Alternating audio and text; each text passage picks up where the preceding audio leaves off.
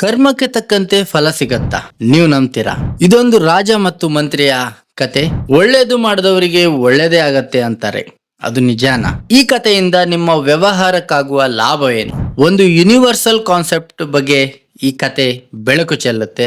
ನೀವಿನ್ನು ನಮ್ಮ ವಿಕೆ media channel ಅನ್ನ ಸಬ್ಸ್ಕ್ರೈಬ್ ಆಗದಿದ್ದಲ್ಲಿ ದಯವಿಟ್ಟು ಸಬ್ಸ್ಕ್ರೈಬ್ ಆಗಿ. ನಾವು ಮಾಡುವ ಇನ್ಫಾರ್ಮೇಟಿವ್ ಮತ್ತು ಸ್ಟೋರಿ ಟೆಲ್ಲಿಂಗ್ ವಿಡಿಯೋಸ್ಗಳು ನಿರಂತರವಾಗಿ ನಿಮಗೆ ತಲುಪುತ್ತೆ.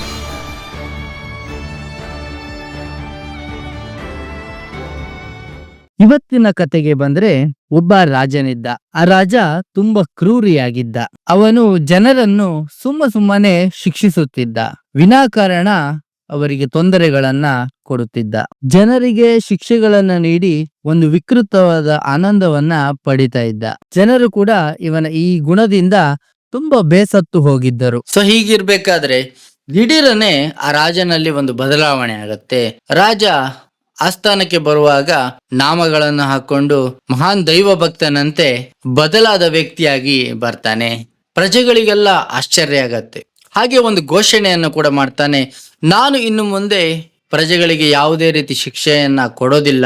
ಇವತ್ತಿನಿಂದ ತನ್ನ ದುಷ್ಟತನವನ್ನೆಲ್ಲ ಬಿಟ್ಟು ಬಿಡ್ತೇನೆ ಅಂತ ಪ್ರಜೆಗಳಿಗೆ ಆಶ್ವಾಸನೆಯನ್ನ ಕೊಡ್ತಾನೆ. ಇದನ್ನೆಲ್ಲ ಕೇಳಿಸ್ಕೊಂಡಂತ ಜನಗಳಿಗೆ ತುಂಬಾ ಆಶ್ಚರ್ಯ ಆಗತ್ತೆ ಹಾಗೂ ಖುಷಿನೂ ಆಗತ್ತೆ. ನಮ್ಮ ರಾಜ ಬದಲಾದ್ನಲ್ಲ ಅಂತ. ಹಾಗೆ ಇದಕ್ಕೆ ಕಾರಣವೇನು ಅಂತ ಅವರೆಲ್ಲ ತುಂಬಾ ತಲೆ ಕೆಡ್ಸ್ಕೊಳ್ತಾನೆ. ಆದ್ರೆ ಆ ರಾಜ್ಯದ ಮಂತ್ರಿಯೊಬ್ರು ಈ ಕುತೂಹಲನ ತಡಿಲಿಕ್ಕಾಗದೆ ರಾಜನ ಬಳಿ ಒಮ್ಮೆ ಬಂದು ಪ್ರಶ್ನೆ ಮಾಡ್ತಾರೆ. ಬಹಳ ಹೆದರಿನೇ ಪ್ರಶ್ನೆ ಮಾಡ್ತಾರೆ. ಮಹಾರಾಜರೇ, ನಿಮ್ಮ ಈ ಬದಲಾವಣೆಗೆ ಕಾರಣ ನಾನು ತಿಳ್ಕೊಳ್ಬಹುದಾ ಅಂತ. ಆಗ ರಾಜ ವಿನಮ್ರನಾಗಿ ಉತ್ತರಿಸ್ತಾನೆ. ಇದಕ್ಕೆ ಒಂದು ಘಟನೆ ಕಾರಣ ಅಂತ ಹೇಳಿ ಆ ಘಟನೆಯನ್ನ ವಿವರಿಸ್ತಾನೆ.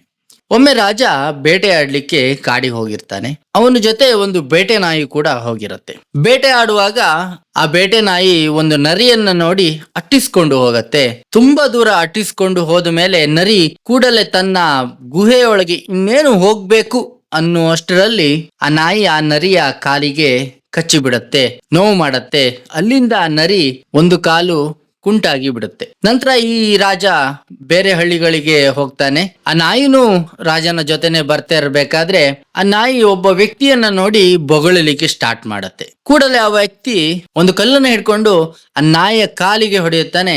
ಆ ನಾಯಿಯ ಕಾಲು ಪೆಟ್ಟಾಗತ್ತೆ. ಅದು ಕೂಡ ಕುಂಡಿತ ತೆರಳಬೇಕಾಗತ್ತೆ. ಇದನ್ನೆಲ್ಲ ರಾಜ ಗಮನಿಸ್ತಾ ಇರ್ತಾನೆ. ಆ ವ್ಯಕ್ತಿ ಸ್ವಲ್ಪ ದೂರ ನಡ್ಕೊಂಡು ಹೋಗ್ತಾ ಇರ್ತಾನೆ. ಅಷ್ಟರಲ್ಲಿ ಒಂದು ಕುದುರೆ ವೇಗವಾಗಿ ಓಡ್ ಬಂದು ಆ ವ್ಯಕ್ತಿಗೆ ಜಾಡಿಸಿ ಒದ್ದು ಬಿಡತ್ತೆ. ವ್ಯಕ್ತಿ ಬಿದ್ದು ತನ್ನ ಕಾಲನ್ನ ಮುರ್ಕೊಳ್ತಾನೆ. ನಂತರ ಆ ಕುದುರೆಯನ್ನ ಗಮನಿಸ್ತಾ ಇರ್ತಾನೆ ರಾಜ. ಆ ಕುದುರೆ ಅದೇ ವೇಗದಲ್ಲಿ ಓಡ್ತಾ ಓಡ್ತಾ ಮುಗ್ಗರಿಸಿ ಬಿದ್ದು ಬಿಡತ್ತೆ. ಅದರ ಮುಂಗಾಲಿಗೆ ಪೆಟ್ಟಾಗತ್ತೆ. ಈಗ ರಾಜ ಮಂತ್ರಿಗೆ ಹೇಳ್ತಾನೆ, ಈ ಘಟನೆಗಳನ್ನೆಲ್ಲ ನೋಡಿದ್ಮೇಲೆ ನನಗನ್ನಿಸುತ್ತೆ, ನಾವು ಯಾರಿಗಾದ್ರೂ ಕೆಟ್ಟದನ್ನ ಮಾಡಿದ್ರೆ, ಕೆಟ್ಟದನ್ನ ಬಯಸಿದ್ರೆ ನಮಗೆ ಪುನಃ ಕೆಟ್ಟದ್ದೇ ಆಗತ್ತೆ ಅಂತ. ಸೊ ಇದು ನಾನು ಬದಲಾಗ್ಲಿಕ್ಕೆ ಒಂದು ದೊಡ್ಡ ಕಾರಣ ಅಂತ ರಾಜ ಮಂತ್ರಿಗೆ ಎಕ್ಸ್ಪ್ಲೈನ್ ಮಾಡ್ತಾನೆ. ಈಗ ಮಂತ್ರಿ ಸಾವಿರಾರು ಆಲೋಚನೆಗಳನ್ನ ಹೊತ್ಕೊಂಡು ಅಲ್ಲಿಂದ ತೆರಳುತ್ತಾನೆ.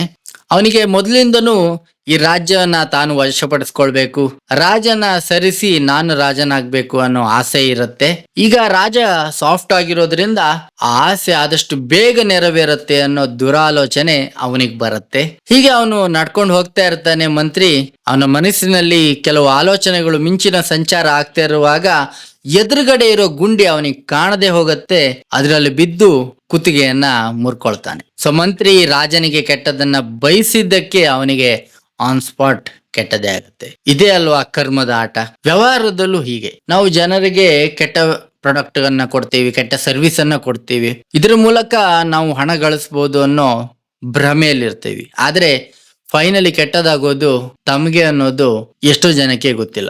ಮೋಸ ಮಾಡಿ ತಾವು ಲಾಭ ಮಾಡಿ ಶ್ರೀಮಂತರಾಗಬಹುದು ಅಂತ ತುಂಬಾ ಜನ ಅನ್ಕೊಳ್ತಾರೆ. ಆದ್ರೆ ಮೋಸದ ವ್ಯಾಪಾರಕ್ಕಿಳಿದು ಶ್ರೀಮಂತರಾದ ಯಾವುದೇ ಒಂದು ಉದಾಹರಣೆ ಜಗತ್ನಲ್ಲಿ ಇಲ್ಲ. ನೀವು ನ್ಯೂಸ್ ಅನ್ನೇ ನೋಡಬಹುದು. ಮೋಸ ಮಾಡಿ ಬಿಸ್ನೆಸ್ ನಲ್ಲಿ ಹಣ ಗಳಿಸ್ತೇನಂತ ಹೋದವರು ಇವತ್ತು ಒಂದು ಜೈಲಲ್ಲಿರ್ಬಹುದು, ಇಲ್ಲ ದೇಶ ಬಿಟ್ಟು ಓಡಿ ಹೋಗಿರ್ತಾರೆ. ಈ ಕಲಿಯುಗದಲ್ಲಿ ಇನ್ಸ್ಟೆಂಟ್ ಆಗಿ ಕರ್ಮಕ್ಕೆ ಫಲ ಸಿಗತ್ತೆ. ಸೊ ಹಾಗಾಗಿ ನೀವು ನಿಮ್ಮ ಆಲೋಚನೆನ, ನಿಮ್ಮ ಕೆಲಸವನ್ನ ಶುದ್ಧವಾಗಿ ಇಟ್ಕೊಳ್ಳಿ. ನಾವ್ ಯಾರಿಗೂ ಮೋಸ ಮಾಡದಿದ್ರೆ ನಮಗೂ ಯಾರು ಮೋಸ ಮಾಡಲ್ಲ ಅನ್ನೋ ನಂಬಿಕೆನ ಇಟ್ಕೊಳ್ಳಿ. ಸರ್ವೇ ಜನ ಸುಖಿನೋ ಭವಂತು, ಸರ್ವೇ ಸನ್ ಮಂಗಳಾನಿರ್ಭವಂತು ಅನ್ನುವ ಧ್ಯೇಯ ವಾಕ್ಯದೊಂದಿಗೆ ಈ ಕಥೆಯನ್ನ ಎಂಡ್ ಮಾಡ್ತಿದ್ದೇನೆ. ಧನ್ಯವಾದಗಳು. ಈ ವಿಡಿಯೋ ನಿಮಗೆ ಇಷ್ಟ ಆದ್ರೆ ದಯವಿಟ್ಟು ಲೈಕ್ ಮಾಡಿ, ಶೇರ್ ಮಾಡಿ, ಸಬ್ಸ್ಕ್ರೈಬ್ ಮಾಡಿ. ಹಾಗೆ ನಮ್ಮ ವಿಡಿಯೋದಿಂದ ನಿಮ್ಗೆ ಉತ್ತಮ ವಿಚಾರಗಳು ಕಥೆಗಳ ಮೂಲಕ ಸಿಗ್ತಾ ಇದೆ ಅನ್ನೋದಾದ್ರೆ ದಯವಿಟ್ಟು ನಿಮ್ಮ ಫ್ರೆಂಡ್ಸ್ಗೆ, ಫ್ಯಾಮಿಲಿ ಮೆಂಬರ್ಸ್ಗೆ ಶೇರ್ ಮಾಡಿ. ಸೊ ನಿಮ್ಗೂ ಆದಷ್ಟು ಬೇಗ ಒಳ್ಳೇದಾಗತ್ತೆ ಅಂತ ಹೇಳ್ತಾ ಮುಂದಿನ ವಿಡಿಯೋದಲ್ಲಿ ಸಿಗೋಣ. ಧನ್ಯವಾದ.